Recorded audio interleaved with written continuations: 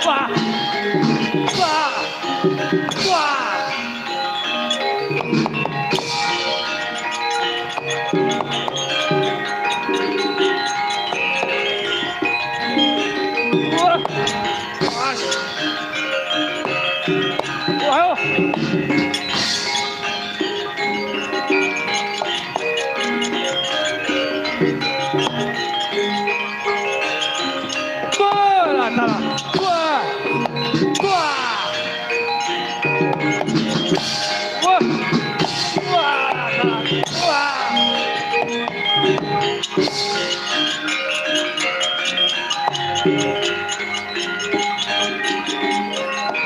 Jagat Dewa Bathara.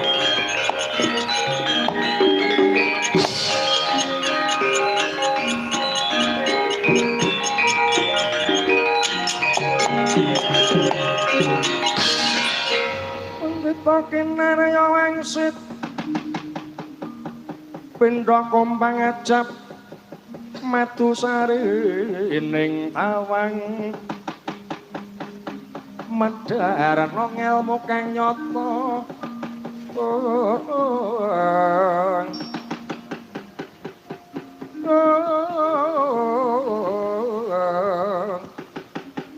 mangku liring kasucanan esmonira pandhita kang wus limpat winangun samun ring samudana Jagat Dewa mangestu para ora kaya ngene sing gak karepake Durna Sengkuni ki wong tuwa rebut balung tanpa isi kowe demen madu kemiri kopong sing tak jaluk kuwi Kresna karo Semar momong Pandhawa momong Kurawa jagat iki bakal tentrem yen perang Baratayuda ki wurung tanpa karya lah kok malah do perang karo sanak dulure dheweke aja kaget wong Dwarawati gelap sayuta tampan ana sapa sing dadi pepalang nggonku bakal ngurungake Baratayuda Surya ndadari sing dadi tandinga jaluk kelangan kowe Kresna jaluk kelangan kowe Semar Badarana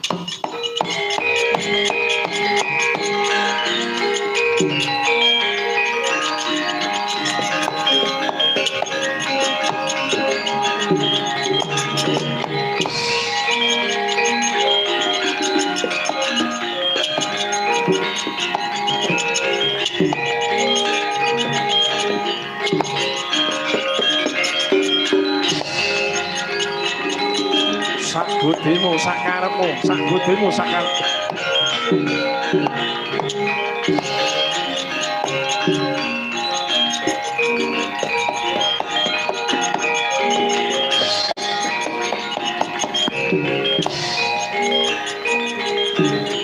ayo wong adun waduh waduh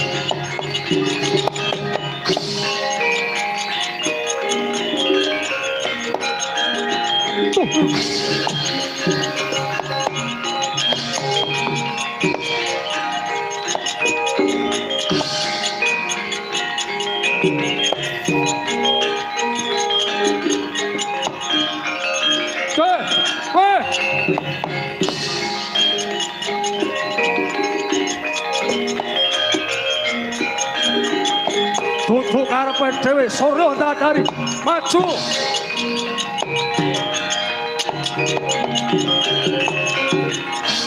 lak repan panus manik jak jalanat leleteking donya dedanyanging neraka Surya ndadari ora nongkre pamer wong kendalan dudune papane wong pamer katiasan kena yen konangan Baladewa cabar cabut nyamul arape neraka jahanam prun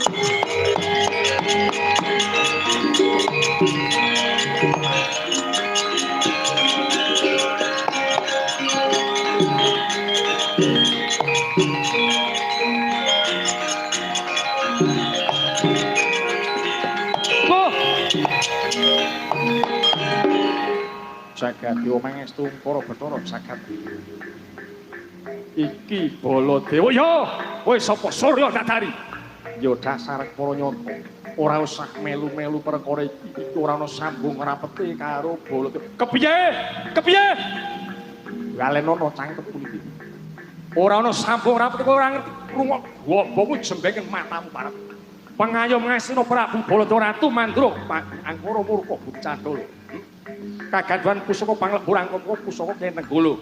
846 Ratu Pendhita sing jamas getehe Kyai Nanggola. Jangkepe kaping sak banjur jabun.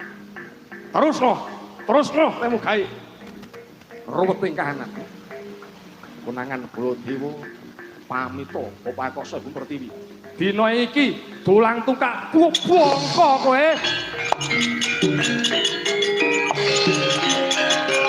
Ayo, ditunggale. Wah. Terus. Wah.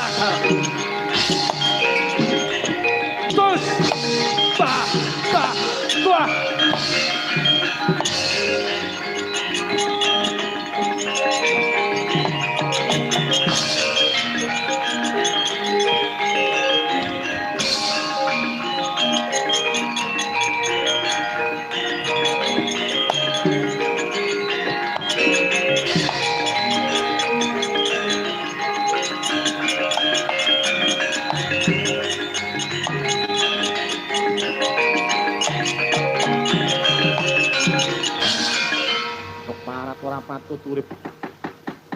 Wis tak gawake jembaring pangapura.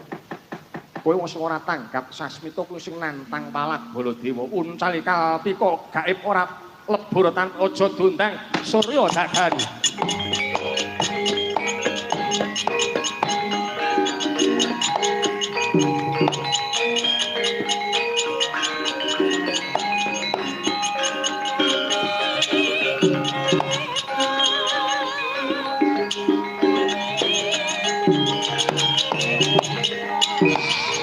Oh, hatimu, Baladewa.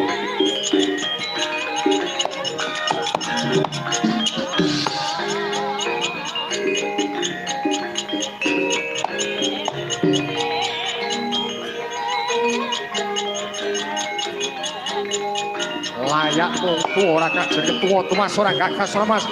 Surya Dadani. Tuh.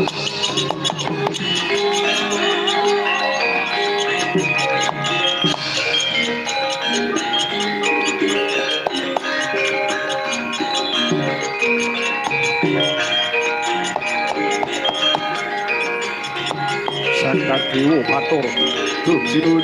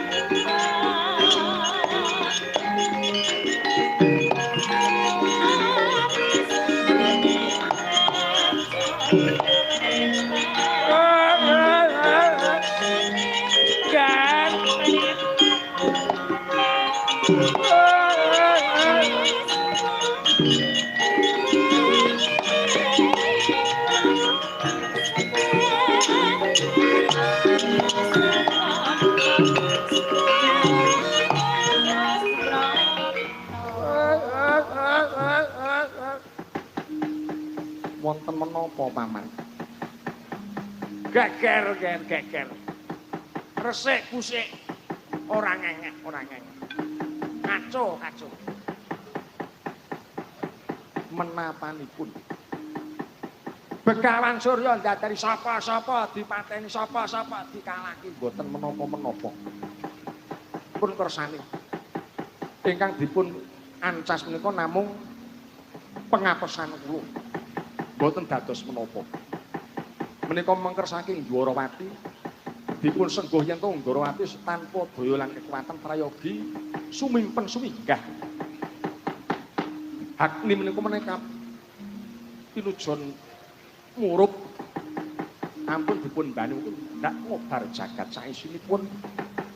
Kula mboten badhe kiranging wewipa. Kula ingkang badhe manggi para kadang Brata Pandhawa sas pemut kagem carane nata Ndorowati kula ngayom sampean lho nggih. Kula tim panjenengan. Aku wongmu lho, Bos. Bangsa borong. Nyayuji kalian para brahmana, para tapa, para sepuh ten negari Ndorowati. Kula ingkang badhe mbudi sarana mulih tata raharjaning praja. Paduka pamanduna saged kundur wonten Ngastina kanthi kajen kaingan. Duh, menika ingkang kula suwun nembah nuwun anak Prabu.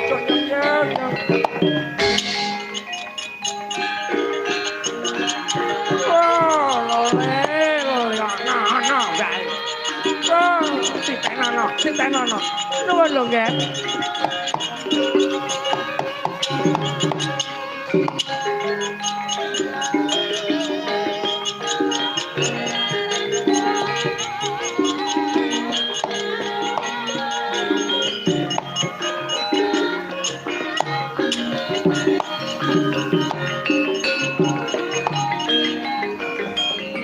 Tresna senayeng manggel marukmine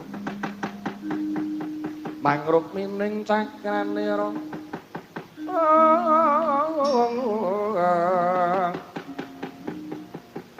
mangeling ana Sang Wisnu Bathara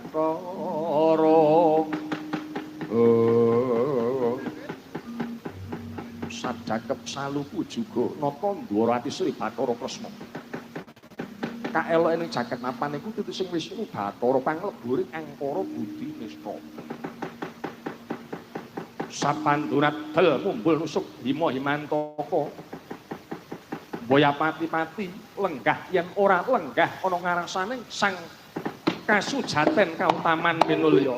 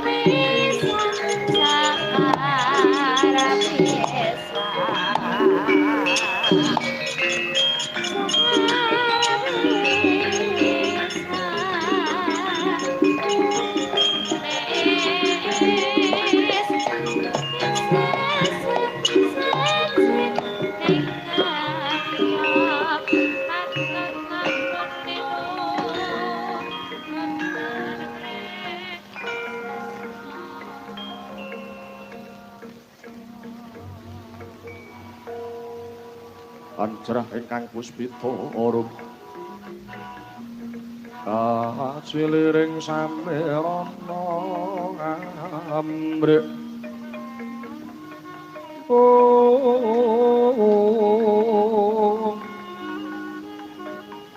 sekar kadung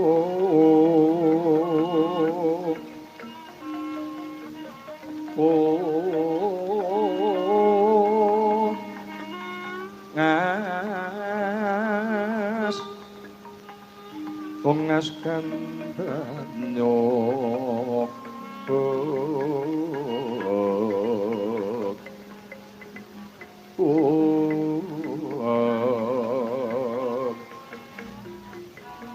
maweh raras retnaning griya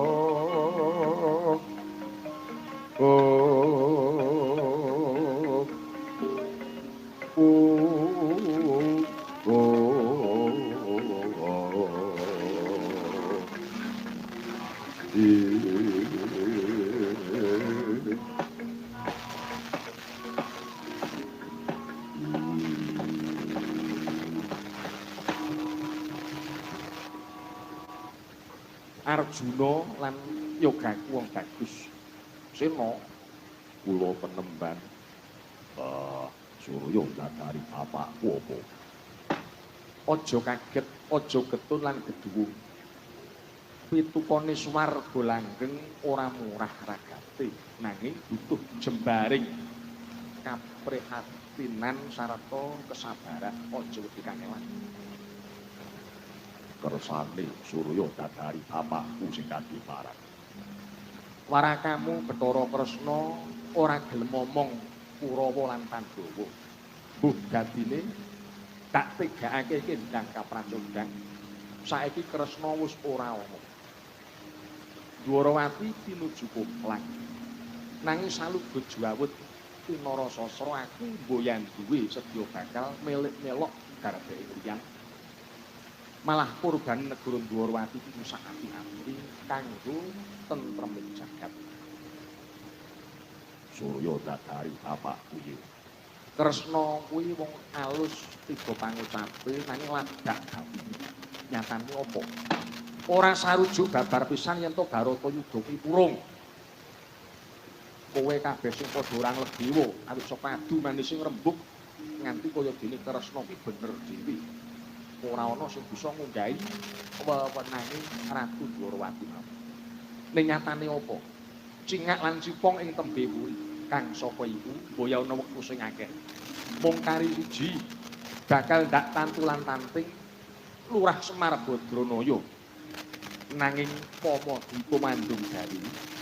Luwih dhisik aku tak kundur ana negara Ngastina tata-tata babaring ilmu ning sarasian mengko Janaka lan Sira Werkudara sing duweni Semar lumayap ana ing Karang Kabolotan Semar Boyongen ana parpatan negara Ngastina.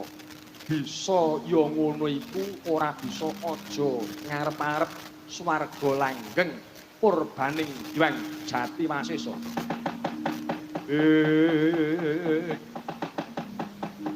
Molat para Sang Arjuna Ismunira kamanungsan.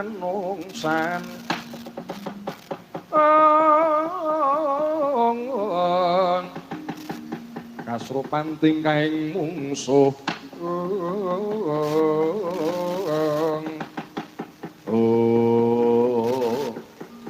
Yen to sampun wanter dawuh paduka Kanjeng Kyai.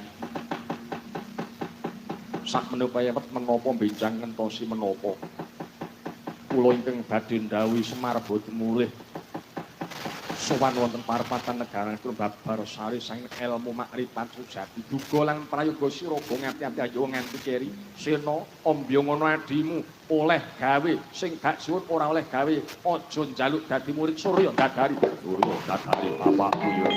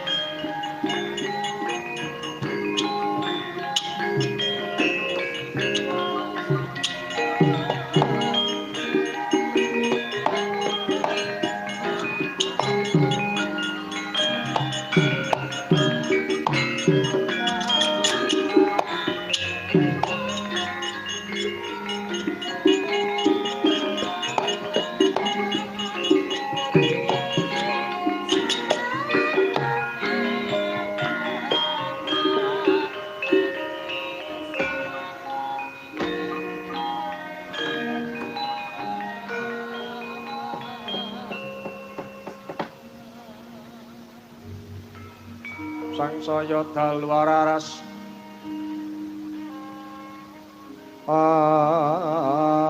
biar ingkang lintang kumedhep gede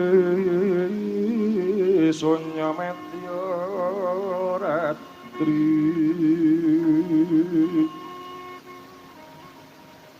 lumrang gandaning pos pita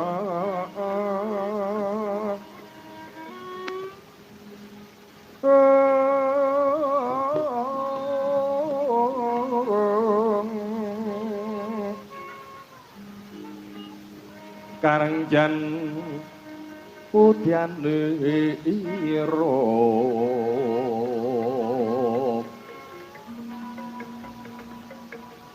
sang Dwijawara ambrengeng ler umaraning medu bronto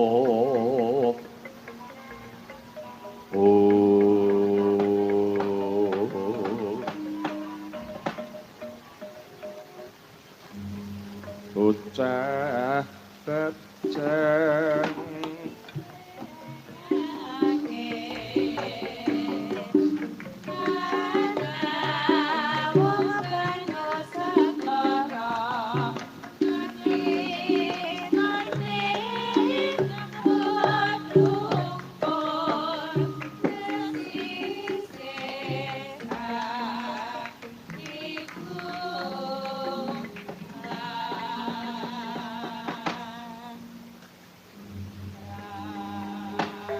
sungkawaning nata Dwarawati ngeling Prabu Sumur besing madu jenengan dono murid nuwuhake sangaring bumi sumundul kayewangan paku jamur katali warana nuwuhake pangaribawa goro-goro bumi goncang langit gancing ketang-ketang kepo bulan langit hayi kaget kalamun jagat kapatrapan ing goro-goro iki jagat mung salin warna nedya salin kahanan dene kaya cuma gerjejeg ing sasana pakliran pratandha wis prapting gegalengane lampah wancuning goro-goro ngurmati jurepat Punakawan kanthi Jembawana iki lurah Semarga Dranaya putra cacah 3 mijil ing dalangkung prasekawanan alon lire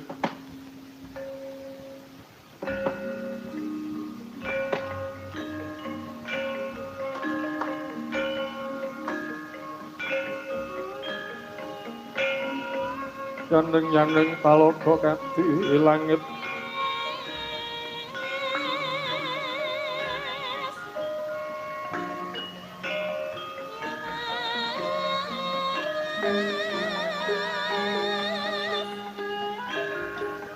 mambang tepasulan pemane kolintang kolyo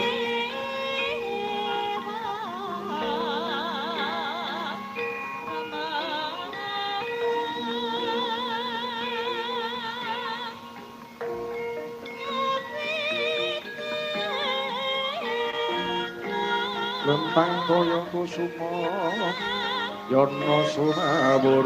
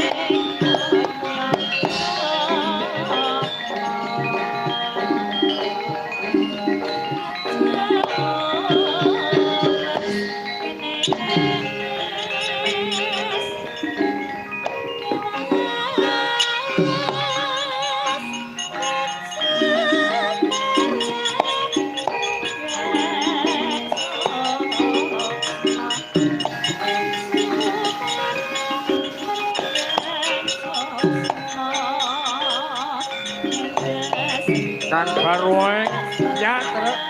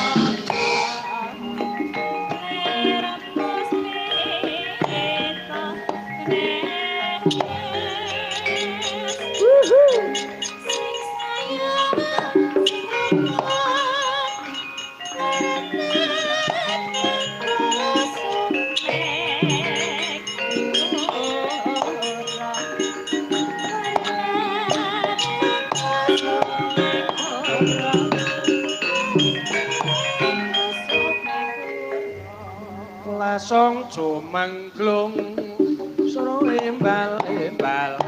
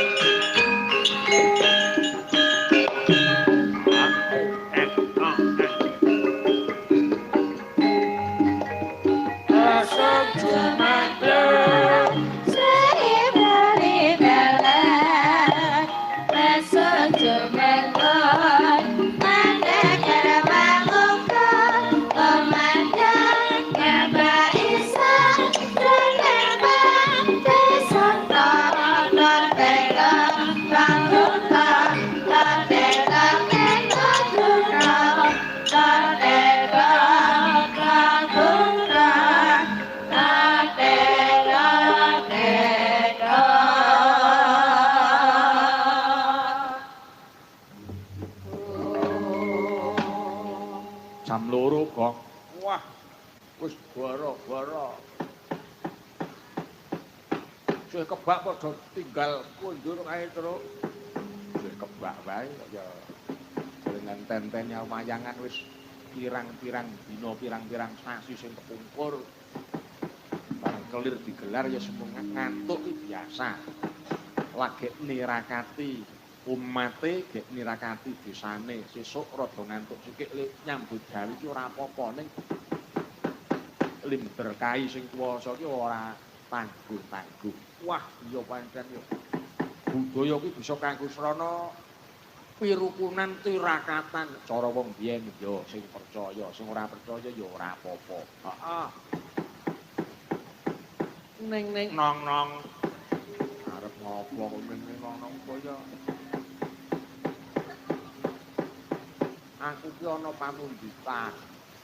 Pamundutane apa? Uler kambang itu. Jare ben kaya wayangan cara kena. Wah, uler kambang ya diaturake waranggana. Hebat-hebat uler kambang ora bakal ora dadi. Ayo, aku tak nyuwun supaya berkahi kae waranggana sing pojok kono. Adi kula Bu Siwi supaya berkahi ana ing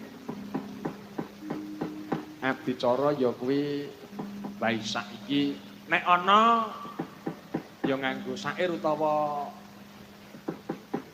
ukarane iki sing kagungane umat Buddha nek ana nek ora ana ya wis uler kambang sing umume ora dadi apa. Kagungane tetep budaya iki dadi srana tontonan tur tuntunan. Lho ngono. Monggo Bu Siwi nyuwun berkahipun.